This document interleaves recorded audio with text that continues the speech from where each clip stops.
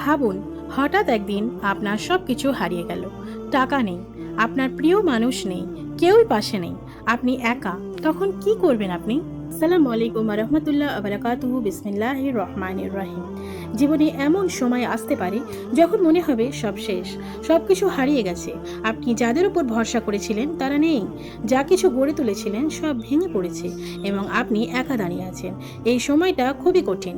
মানুষ ভেঙে পড়ে, হতাশ হয়ে যায়, কেউ কেউ ভাবে এখানেই সব শেষ। কিন্তু সত্যটা হলো এটাই শেষ নয়, এটা নতুন শুরু। আল্লাহ কখনো আপনার থেকে কিছু নেন কারণ ছাড়া নয়। তিনি যখন কিছু কিনে নেন তার বদলে আরো ভালো কিছু দেওয়ার জন্য নেন, কিন্তু আমরা তা বুঝতেই পারি না। আমরা শুধু হারানোর দিকটাই দেখি, কিন্তু আল্লাহর পরিকল্পনা দেখিই না।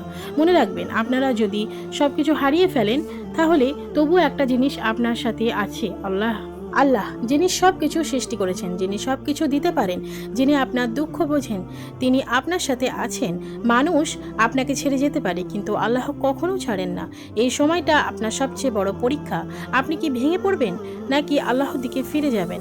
অনেক মানুষ আছে যারা সব হারিয়ে আল্লাহর কাছে ফিরে গেছে এবং তাদের জীবন বদলে গেছে, কারণ হারানো মানুষকে শেখায় কাকে আসলে দরকার। এই দুনিয়ায় সব কিছুই অস্থায়ী, আজ আছে কাল নেই। তাই এগুলোর উপর ভরসা করা সবচেয়ে বড় ভুল। আসল ভরসা হওয়া উচিত আল্লাহর উপর।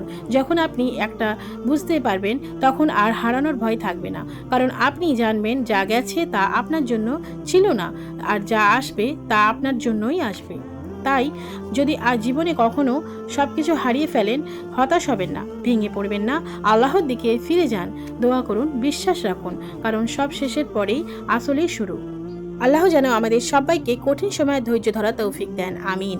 ভিডিওটি ভালো লাগলে লাইক কমেন্ট শেয়ার করবেন। আমার ভিডিওটি থেকে যদি একটু শিক্ষণীয় কিছু পেয়ে থাকেন তাহলে অন্যদেরকেও শেয়ার করবেন। এইরকম ইসলামিক ভিডিও প্রতিনিয়ত পেতে এখনই সাবস্ক্রাইব করুন। ধন্যবাদ।